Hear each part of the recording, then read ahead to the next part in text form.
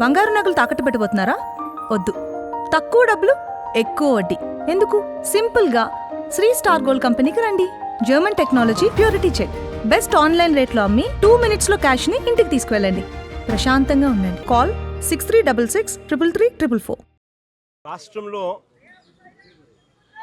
రైతు పరిస్థితి ఎలా ఉంది అని తెలుసుకోవాలంటే ఒక్కసారి గ్రాస్ రూట్లోకి ఒకసారి వచ్చి గ్రౌండ్ మీదకి ఒకసారి వచ్చి తిరిగితే అర్థమవుతుంది. కారణం ఏమిటి అని అంటే ఎంత నిర్దాక్షిణ్యంగా ఈ ప్రభుత్వం వ్యవహరిస్తూ ఉంది, ఎంత నిర్దయగా ఈ ప్రభుత్వం వ్యవహరిస్తూ ఉంది అని చెప్పడానికి ఉదాహరణలు శతకోటి కనిపిస్తూ ఉన్నాయి.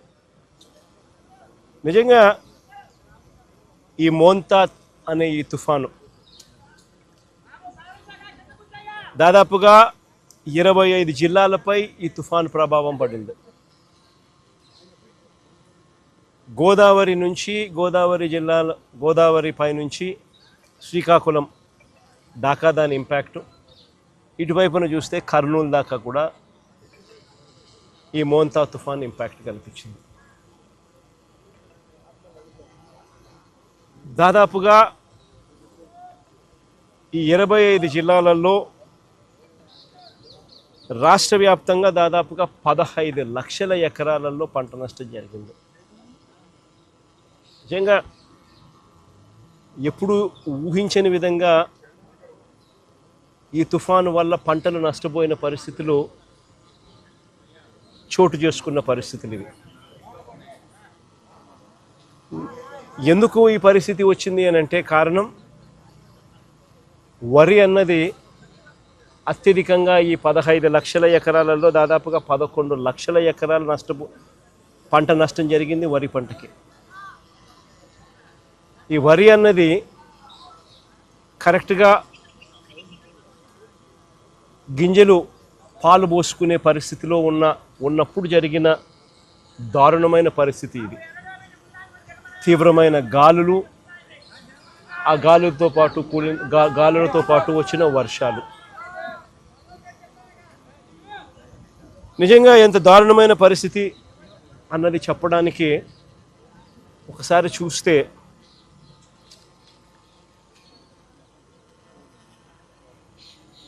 పత్తి, మొక్కజొన్న, అరటి, బొప్పాయి ఇవన్నీ కూడా లెక్కేసుకుంటే దాదాపుగా మరో 4 లక్షల ఎకరాలు అటు ఇటుగా. ఒక వరి దాదాపుగా 11 లక్షల ఎకరాలు. రాష్ట్ర వ్యాప్తంగా దాదాపుగా 15 లక్షల ఎకరాలు రైతులు నష్టపోయిన పరిస్థితుల మధ్య ఈరోజు రైతులు కనిపిస్తూ ఉన్నారు. నిజంగా చంద్రబాబు నాయుడు గారి పాలనలో పరిస్థితి ఎలా ఉంది అని చెప్పి చూస్తే ఈ 18 నెలలు చంద్రబాబు నాయుడు గారు పరిపాలన చేసిన ఈ 18 నెలల్లో దాదాపుగా 16 సార్లు అది సైక్లోన్స్ కానివ్వచ్చు, డిప్రెషన్ కానివ్వచ్చు, కరువు కానివ్వచ్చు, లేదా అల్పపీడనాలు, లేదా అకాల వర్షాలు ఇలా ఏ సందర్భం అయితేనేమి దాదాపుగా 16 సార్లు రైతులు ఇబ్బంది పడిన పరిస్థితులు ఈ 18 నెలల కాలంలో చంద్రబాబు నాయుడు హయాంలో జరిగాయి. ఈ 18 నెలలుగా దాదాపుగా 16 సార్లు రైతులు ఇబ్బంది పడ్డ పరిస్థితులు ఎదురైనాయి.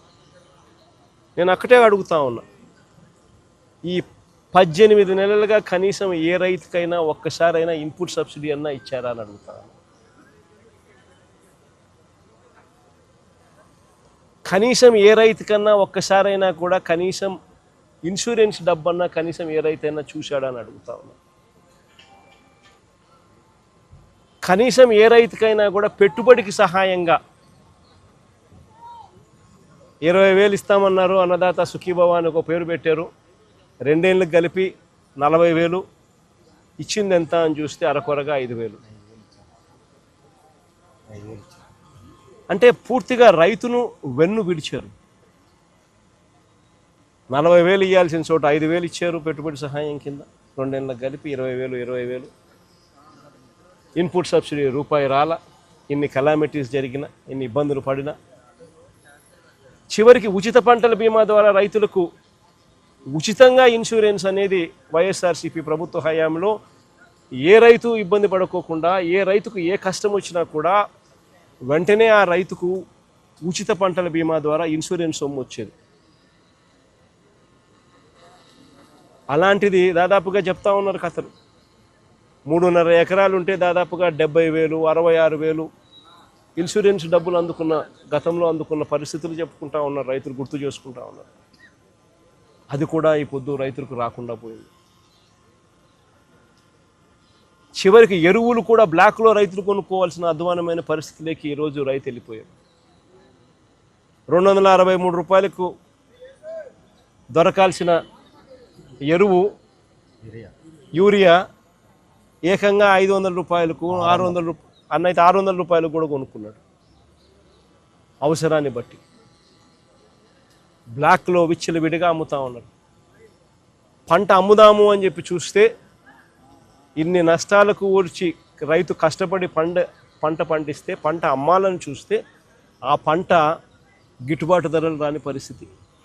ఎంఎస్పి చూస్తే 1750, రైతు చేతికి వస్తుంది ఎంత అంటే కేవలం 1350 రూపాయలు. ప్రతి అడుగులోనూ కూడా రైతు నష్టపోతా ఉన్న పరిస్థితి ఈ చంద్రబాబు నాయుడు గారి ప్రభుత్వంలో మనం చూసాం.